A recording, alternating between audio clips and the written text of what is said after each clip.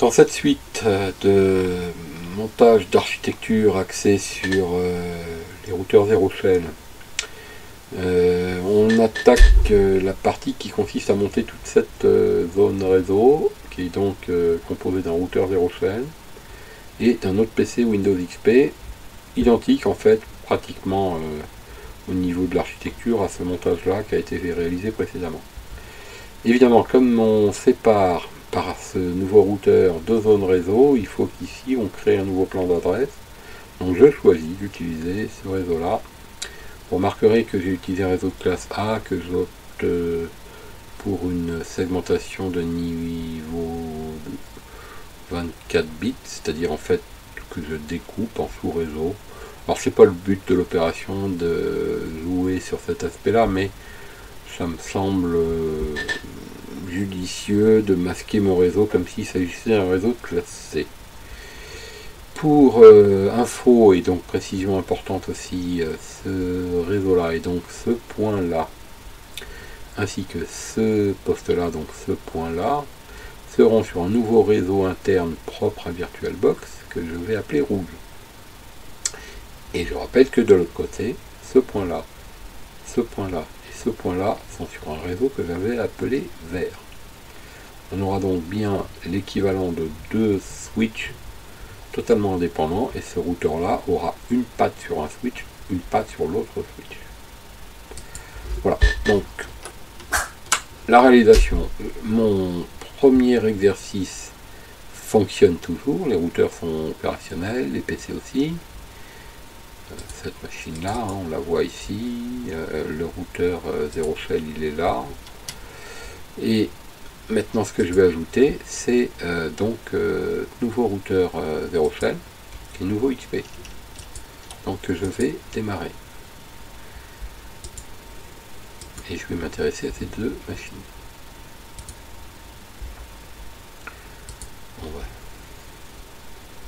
Donc on voit que le routeur est en train de démarrer, le PC a déjà démarré.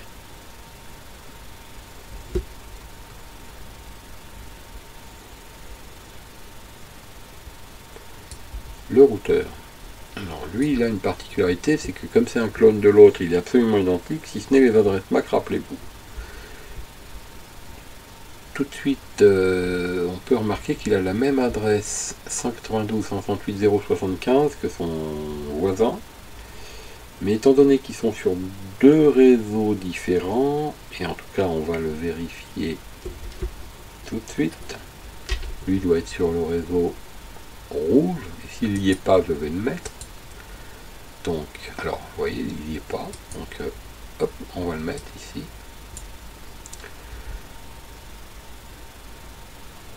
La carte 2 on ne la connecte pas, et la carte 3 elle doit être sur le réseau vert.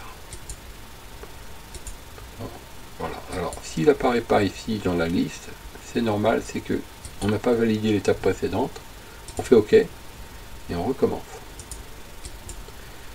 La carte 3 est là, à ce moment-là on choisit dans la liste et tout est normal. Alors pourquoi j'ai mis rouge pour la première carte et vert pour la troisième carte?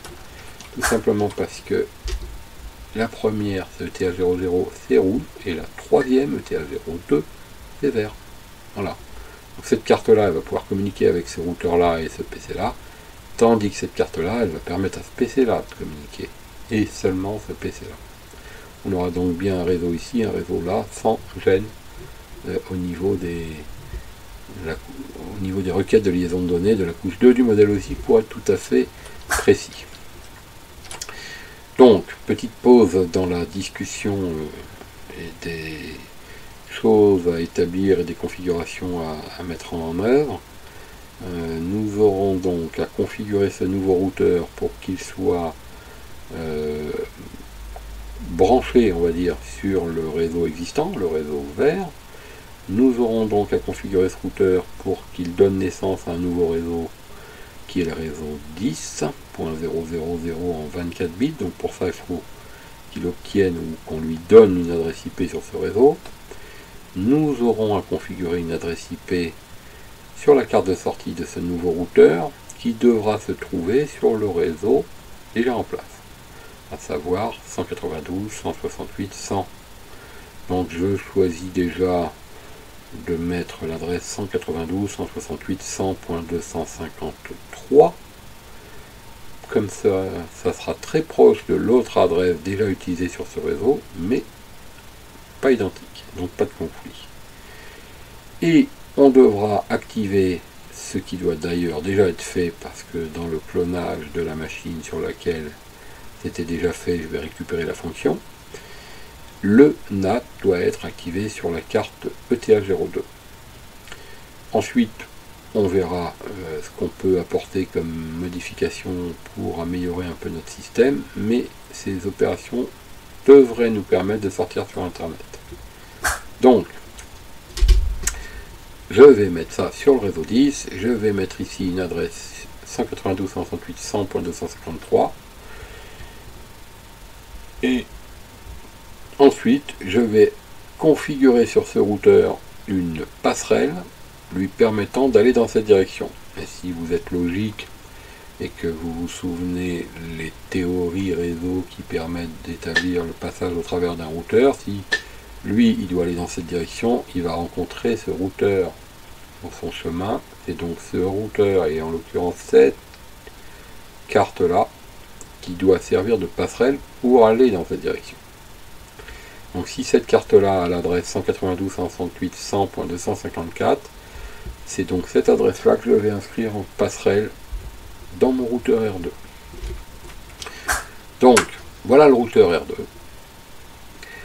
Je vais faire une config de base dessus au niveau d'IP Manager.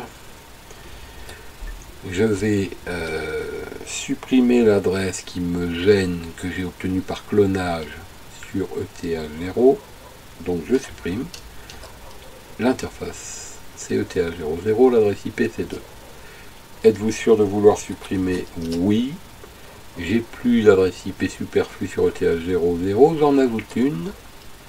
Et j'indique donc l'adresse qui était prévue pour cette carte, c'est 192.168.100.253. Ah oui, alors là il met une adresse IP invalide, et manifestement c'est pas une adresse IP invalide, c'est simplement que j'ai tapé probablement en ayant mis un espace en début de saisie, donc sûrement une fausse manip. Donc je recommence tout simplement. Hop, la carte 192.168.100.253. Le masque est bon.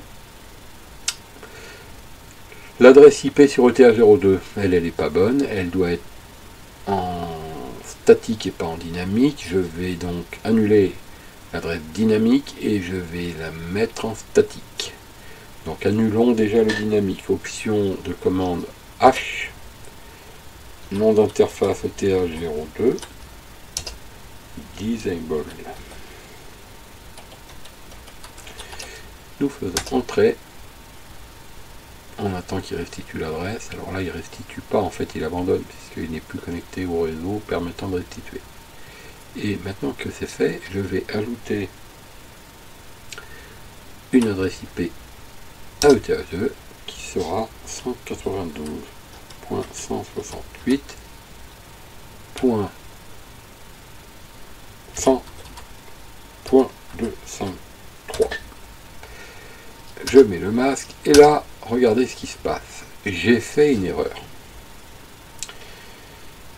J'ai fait une erreur, je ne sais pas si vous en êtes rendu compte au moment où vous l'avez faite, et c'est absolument pas prémédité pour l'exercice, comme j'en ai l'habitude souvent de provoquer des erreurs pour voir un petit peu la réaction des gens. Cette vidéo n'a pas vocation à être présentée avec, en présence des protagonistes, et donc vous êtes obligé d'attendre ce commentaire pour vous rendre compte que je fais état de cette erreur. Et c'est donc absolument pas prémédité. C'est vraiment une erreur d'étourderie. Qu'est-ce qui se passe? L'adresse IP que je cherche à mettre ici écrase, en tout cas se superpose avec l'adresse IP que j'ai déjà mis sur la carte ETH00. Et c'est là mon erreur. Je vais retirer l'adresse que j'ai mis à ETH00. Je me suis trompé, c'est pas ETH00 qu'il faut la mettre, c'est ETH02. Donc je l'enlève sur ETH00. L'adresse qui possède l'index 2 et je l'enlève. Maintenant, je l'ajoute sur ETH02. L'adresse est 192.168.100.253. Et cette fois-ci, vous voyez qu'il n'y a pas eu cette erreur disant que j'outrepasse, en fait, j'écrase, superpose. Maintenant, où est mon erreur? Ben, où est l'erreur que j'ai commise aujourd'hui, réparée? L'erreur que j'ai commise, c'est que j'avais mis ici l'adresse qui était prévue pour là. Maintenant, c'est bon, cette adresse est bien ici. Maintenant, il faut que je mette l'adresse qui est prévue pour ici. Donc, j'avais prévu le réseau 10 masqué en 24 bits pour garder mes bonnes vieilles habitudes qui sont partagées par beaucoup d'autres. Je vais mettre la dernière adresse valide sur ce réseau pour passerelle. Donc, je vais mettre 10.0.0.254. Alors, j'ajoute l'adresse sur ETH00 et je mets l'adresse 10.0.0.254. Le masque, je le corrige. Ce n'est pas le masque naturel pour ce type d'adresse, il me suggère le masque naturel, donc je suis obligé de corriger. Voilà, on obtient ce qu'on veut obtenir. On a fini avec cet écran. Je réduis cet écran et je passe au PC. Je me connecte. On a notre petite musique d'accueil, donc ça veut dire que Windows fonctionne bien.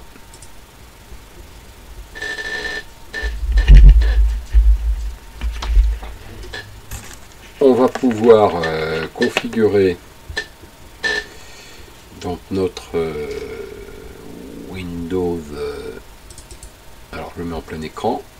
On va vérifier que notre carte réseau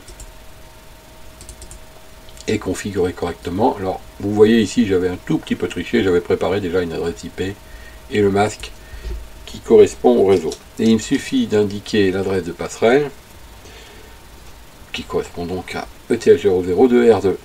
Et puis, toujours pareil, hein, le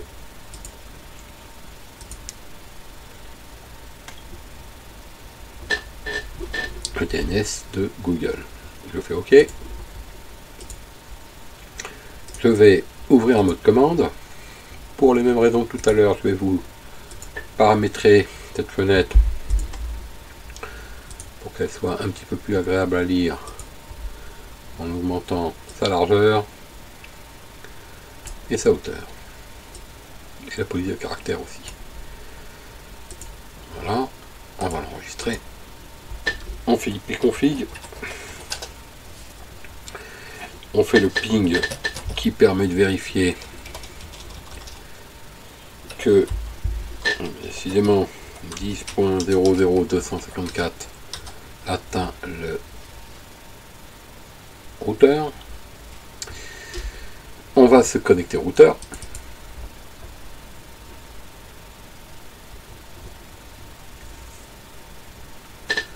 Et ici dans le champ d'adresse on indique l'adresse du routeur, il a déjà en mémoire, on se connecte, on a cette petite alerte identique à celle dont je vous ai parlé tout à l'heure. On va appuyer sur la touche F5 si vous avez l'erreur, si vous ne l'avez pas besoin d'appuyer, et vous avancez, vous cliquez ici sur avancer, vous ajoutez l'exception. Confirmez cet ajout, vous vous loguez. Vous faites un rapide tour de la configuration pour retrouver vos paramètres. Vérifiez que les interfaces sont bien up, il c'est simplement des cases à cocher le cas échéant. Vous allez voir dans la fonction routeur ici que le NAT a bien une adresse, enfin une carte et celle de sortie. Pour nous, attention, hein, c'est ETH02, donc il ne faut pas se tromper, sinon on corrige. si c'est le cas, vous sauvez. À ce stade-là, la machine devrait elle-même être capable de sortir sur Internet. Et on voit que ça ne fonctionne pas. Alors, comme on envoie le ping, on s'aperçoit de l'erreur.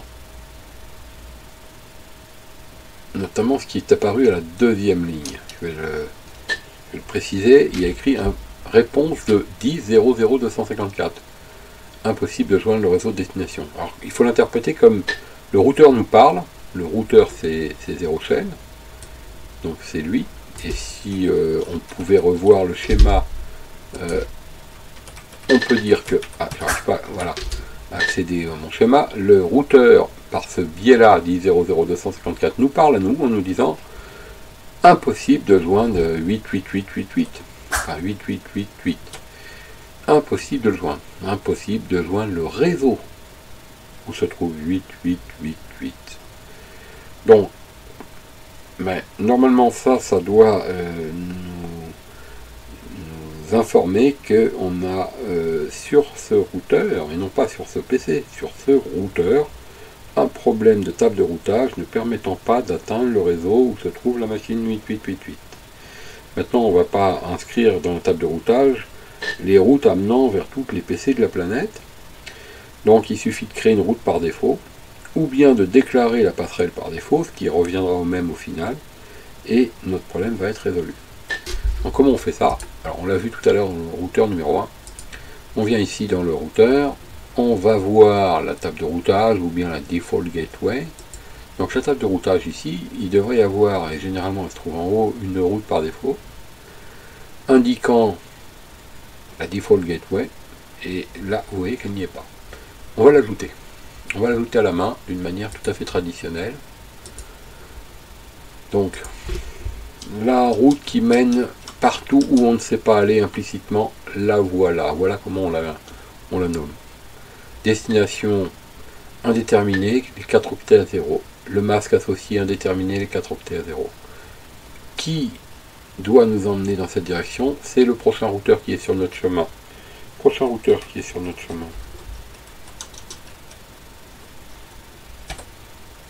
R1. Le reste, on s'en préoccupe pas. On trouve cette écriture et on peut aller voir immédiatement dans la table de routage que ça correspond à cette première ligne. On va pouvoir refaire notre test et nous voilà rassurés, ça fonctionne. Vous vous souvenez sans doute dans la première partie de cette présentation que au lieu de faire un ping, je proposais de faire un trace route, et dans le résultat qu'on avait obtenu lorsqu'on l'avait fait, il y avait comme première passerelle traversée le premier routeur, comme deuxième il y avait la box. Bien là il devrait y avoir le deuxième routeur en premier, ensuite le premier routeur, ensuite la box, c'est-à-dire 3 lignes, et ensuite on sera sur internet. Voilà. Et voilà, nous sommes sur internet. On devrait y arriver en 11 coups, si je ne me trompe pas. Voilà. Voilà donc cette configuration permettant d'accéder à internet qui a été détaillée ici dans cette présentation, qui permet donc à nos deux ordinateurs ici de sortir, lui dans la première partie de l'exercice et maintenant celui-ci. La question qui se pose, que vous vous posez sans doute, c'est le PC2 ici, est-il capable de dialoguer avec le PC1 et l'inverse est-il vrai également? Alors on va, avant d'y répondre, faire un test tout simple. On va regarder PC1 et PC2. PC1 il est là. Hein. PC1, pour faire la démonstration, je vais faire quelque chose qui est absolument pas recommandé. Je vais désactiver le pare-feu. Alors en fait ici, je l'ai fait précédemment. Dans le pare-feu, il n'est pas activé. Pourquoi? Parce que pour laisser rentrer un ping, il ne faut pas que le pare-feu soit activé, ou bien si on souhaite le laisser activer, il faut qu'on ait fait une règle. Et là encore, c'est pas l'objectif de cette présentation d'expliquer comment on fait les règles sur les pare-feux. Donc j'y vais d'une manière beaucoup plus simple et beaucoup plus radicale pour faire mon test. Je me souviens plus éventuellement de l'adresse que ce PC avait, je m'en souviens très bien, mais c'est juste pour la démonstration. Je fais ipconfig et voilà l'adresse IP que je veux pinguer, 192.168.100.1. Donc je me mets sur l'autre PC et je vais tenter de la pinguer. Et ça fonctionne. Ça passe au travers de mon routeur, ça atteint le PC et le PC me répond. Faisons un traceur à la place du ping pour vérifier ce qui vient d'être dit. Ça passe au travers du routeur, première ligne, ça atteint le PC, deuxième ligne. Donc ça subit le NAT. Subir le NAT veut dire que c'est l'adresse IP qui sert à mon PC pour sortir, mais en réalité empruntée au routeur. C'est pas son adresse qui ping, c'est pas avec son adresse qui ping, c'est avec celle du routeur. Ce qui permet à PC 1 de lui répondre, puisqu'il connaît l'adresse du réseau 192.168.100, il peut l'atteindre. Voilà. Bon alors, l'inverse maintenant. L'inverse, c'est demander au PC 1, là, qui est ici en vert, de pinguer ce PC numéro 2, qui doit être en 10.0.0.1. C'est-à-dire, sur le chemin opposé. Sur le schéma, je veux aller dans cette direction-là. Dans cette direction-là. Dans cette direction-là, ça veut dire que lui, il doit rentrer dans ce routeur pour passer ici. On peut y réfléchir au moment où on s'apprête à faire le test. On peut déjà se poser la question. Avant de faire le test, je vous invite à y réfléchir, à vous dire, tiens, à mon avis, ça passe ou ça passe pas, et justifier vos réponses. Pourquoi ça passe pas, ou pourquoi ça passerait pas, en fait. Et on va lever le suspense tout de suite.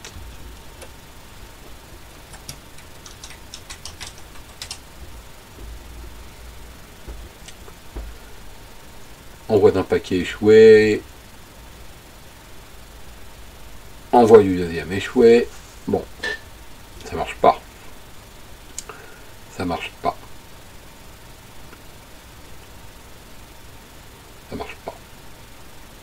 Bon, c'est pas la peine d'insister, c'est pas un problème de délai, de requête RP ou quoi que ce soit. Lorsque je suis ici, et que je veux pinguer ici, ça marche pas. Par contre, lorsque je suis ici, et que je veux pinguer celui-là, ça fonctionne. Commençons par voir pourquoi ça fonctionne.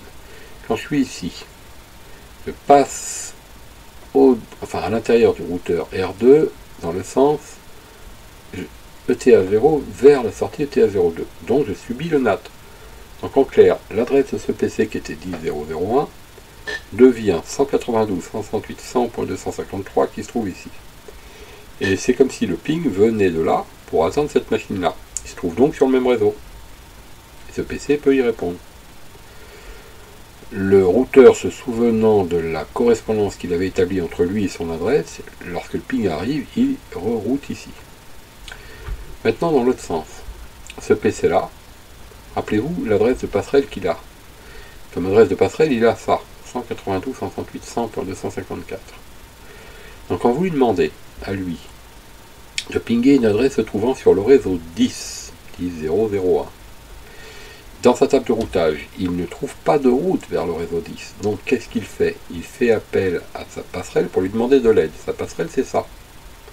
Donc en fait, le ping arrive ici avec ordre d'essayer de l'envoyer ici sur Internet. Puisque lui, il s'occupe de l'accès vers Internet. Donc en recevant le paquet, il cherche à le propager sur Internet. Ce routeur-là n'est pas particulièrement protégé, j'ai pas mis de programmation particulière au niveau du filtrage, mais rappelez-vous, derrière il y a une box, la box elle, si elle est correctement configurée, et j'en doute pas, elle refusera d'envoyer cette requête sur Internet parce que cette requête appartient à un réseau et vise un réseau, on peut dire 10.000, qui est reconnu et officiellement comme étant un réseau appartenant à la recommandation RFC 1918. Et lorsqu'un réseau est associé à cette recommandation 1918, il est censé ne pas se trouver sur Internet, donc les routeurs empêchent toute tentative d'accès vers Internet concernant ce réseau. Donc, je résume, quand j'envoie mon ping ici vers 10.0.0.1, au lieu d'aller dans cette direction, il va naturellement par là, il se perd ici. Pourrait-il aller là? Et pourquoi le NAT ne l'emmène pas là? Ben, le NAT, il subit aucun NAT ici. Il ne va pas dans cette direction-là à cause de la passerelle d'ici. Si j'enlevais la passerelle pour faire le test, ben, il irait nulle part, il ne sortirait pas du PC, puisque là, carrément, le PC s'interdirait de propager un paquet en ne sachant pas où l'emmener. Donc j'ai pas de solution. La seule solution que j'aurais serait de rajouter une route statique sur le PC, lui indiquant qu'il faut rentrer ici pour router le paquet là. J'ai pas de solution si je ne le fais pas. Et je ne le ferai pas, vous imaginez le travail s'il y avait 500 PC à faire ici. Mais l'objectif qu'on s'est fixé au début, c'était pas celui-ci. C'est bien de permettre à PC2 et PC1 d'accéder à Internet avec je dirais le minimum de configuration et surtout une configuration saine, propre et sûre. Ben, c'est le cas pour l'instant. C'est le cas, ça se passe parfaitement comme c'est prévu et c'est tout à fait propre et efficace. Voilà, donc dans cette présentation, on a vu comment on mettait en place la deuxième branche du réseau. Maintenant, avant de poursuivre, on va conclure en disant que la configuration, elle fonctionne essentiellement grâce au NAT et que maintenant, naturellement, grâce ou à cause, mais on peut le voir de deux manières, du NAT, tout ce qui veut rentrer, c'est-à-dire qui arriverait d'Internet, serait bloqué dès le premier routeur, à la porte de sortie du routeur. Alors la porte de sortie du routeur, en fait, pour notre schéma, c'est celle-ci. Vu Internet, on considérait plutôt qu'il s'agit d'une porte d'entrée. Un peu comme si, là, ici où je passe ma souris, il y avait un mur qu'on ne peut pas franchir et qui donc empêcherait tous les paquets de rentrer. Voilà, donc on verra dans la suite de la présentation comment faire en sorte que le technicien installé aux commandes de ce PC-là accède au bureau à distance de cette machine et au bureau à distance de celle-ci. Et alors, pour accéder au bureau à distance, il va falloir qu'on crée des règles que je vais vous détailler par la pratique et vous pourrez les relire tranquillement sur le document pour essayer de les comprendre, de les modifier, de vous en servir pour adapter ces règles à un autre type de requête, un autre type de trafic.